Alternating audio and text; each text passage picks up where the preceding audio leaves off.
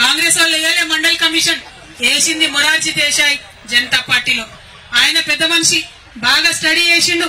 చాలా అన్యాయం జరుగుతుంది, 70% విద్యా ఉద్యోగాలలో మరి వాటా ఇయ్యాలని చెప్పి సంవత్సర కాలం లోపలనే రిపోర్ట్ ఇచ్చిండు. కానీ అంతలోపు ఏమైంది, జనతా పార్టీ పోయింది, ఇందిరమ్మ రాజ్యం వచ్చింది. ఇందిరమ్మ రాజ్యంలో ఏం జరిగింది గొప్పగా చెప్తున్నారు ఇవాళ. ఇందిరమ్మ రాజ్యంలో ఏం జరిగిందంటే మండల్ కమిషన్ రిపోర్ట్ తీసి 10 ఏళ్లు బీర్వాల పెట్టి భద్రంగా తాళం వేసిండ్రు. తప్పితే ఇందిరమ్మ రాజ్యంలో బీసీలకు న్యాయం జరగలే. ఇవాళ నేను అడుగుతా ఉన్న కాంగ్రెస్ పార్టీని, కాదంటారా ఈ వాస్తవాన్ని? 1980లో మండల్ కమిషన్ రిపోర్ట్ ఇస్తే మళ్ళా కాంగ్రెస్ ఏతర ప్రధానమంత్రి విపి సింగ్ 10 ఏళ్ల తర్వాత వచ్చేంత వరకు కూడా బీసీల గురించి కాంగ్రెస్ పార్టీ మాట్లాడిన పాపాన పోలేదు. ఇవాళ బాగా నోరు పెట్టుకుని మాట్లాడుతున్నారు.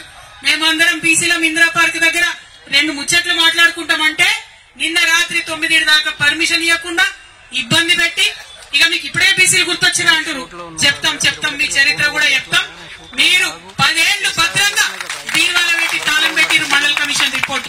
మళ్ళా కాంగ్రెస్ ఏతర ప్రధానమంత్రి వచ్చినప్పుడే